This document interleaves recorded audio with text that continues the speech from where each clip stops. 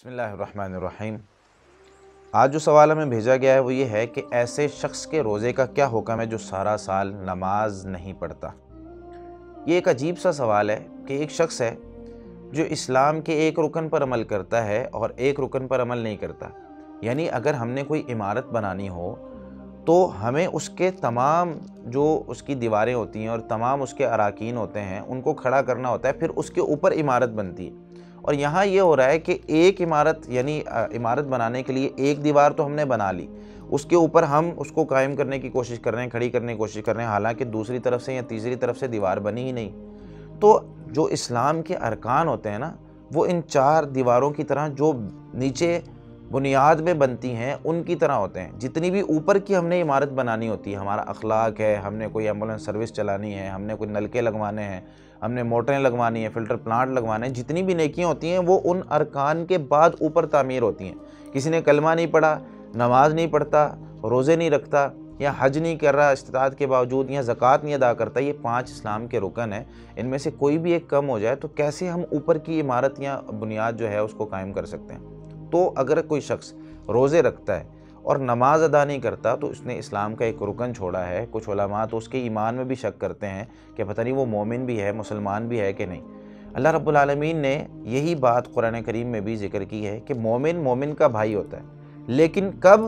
اللہ رب العالمین فرماتے ہیں سورہ توبہ کی آیت نمبر 11 میں، فَإِن تَابُوا، اگر یہ لوگ توبہ کر لیں، وَأَقَامُوا الصَّلَاةَ، اور نماز قائم کریں، وَآتَوُا الزَّكَاةَ، اور زکوٰۃ ادا کریں، فَإِخْوَانُكُمْ فِي الدِّينِ، تو پھر یہ تمہارے دینی بھائی ہیں۔ نماز قائم کریں، زکوٰۃ ادا کریں تو پھر تمہارے دینی بھائی ہیں۔ تو مومن کا بھائی ہوتا ہے۔ یہاں پر اللہ رب العالمین نے بھائی بنانے کے لیے 3 چیزیں ذکر کی ہیں: توبہ کرنا ان کے شرک سے، پھر نماز کو قائم کرنا اور زکوٰۃ ادا کرنا۔ اسی طریقے سے نبی مکرم صلی اللہ علیہ وسلم نے ارشاد فرمایا، صحیح مسلم میں 82 نمبر روایت ہے، ان بین الرجل و بین الشرک والکفر ترک الصلاۃ، کہ آدمی اور کفر و شرک کے درمیان فرق کرنے والی چیز نماز کو چھوڑنا ہے۔ جو نماز کو چھوڑ دیتا ہے یا تو وہ مشرک ہو جاتا ہے یا کافر ہو جاتا ہے۔ تو مشرک اور کافر ہے یا ایک مسلمان ہے، مومن ہے، تو یہاں تو وہ مسلمان ہوگا، مومن ہوگا، یا مشرک اور کافر ہوگا۔ اگر نماز پڑھتا ہے تو مسلمان ہے، اگر نماز نہیں پڑھتا تو مشرک اور کافر کے حکم میں آ جاتا ہے۔ تو نماز اسلام کا بنیادی رکن ہے کہ اگر کوئی شخص پورا سال ہی نماز نہیں پڑھ رہا اور روزے رکھے جا رہا ہے، یہ کیسا مسلمان ہے؟ یعنی ایک کمپنی میں ہمیں جاب مل گئی ہے، یا ایک اسکول کالج یونیورسٹی میں ہم چلے گئے ہیں، اب وہاں کا آدھا نظام ہم مان رہے ہیں، آدھا نہیں مان رہے۔ اس کمپنی میں رہ کے میں ایک کام کر رہا ہوں، اگر مالک کہتا ہے بھائی مجھے یہ 2 کام کرنے ہیں، اور میں ایک کام کر کے اس امید پر کہ مالک مجھے پوری تنخواہ دے گا اور میں بیٹھا ہوا ہوں، ایسا ممکن نہیں ہوتا۔ جب تک پورا کام نہیں کریں گے مالک تنخواہ نہیں دے گا۔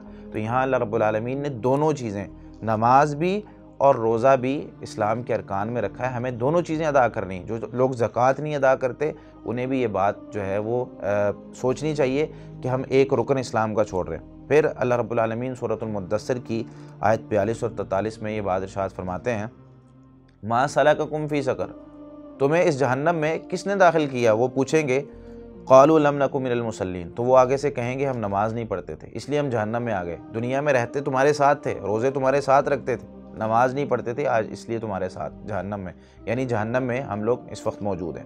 صحیح بخاری میں 552 نمبر روایت ہے، نبی مکرم صلی اللہ علیہ وسلم نے ارشاد فرمایا، خاص طور پہ کچھ نمازیں ایسی ہوتی ہیں جو انسان کی اگر رہ جائے نا، اس کا جتنا بھی مطلب اس نے جمع پونجی ہوتی ہے سب برباد ہو جاتی ہے۔ نبی صلی اللہ علیہ وسلم نے فرمایا، الذی تفوتہ صلاۃ العصر، جس بندے کی عصر کی نماز رہ گئی، کانما وطر اہلہ و مالہ، گویا کہ اس کے اہل اور اس کا مال تمام چیزیں برباد ہو گئی۔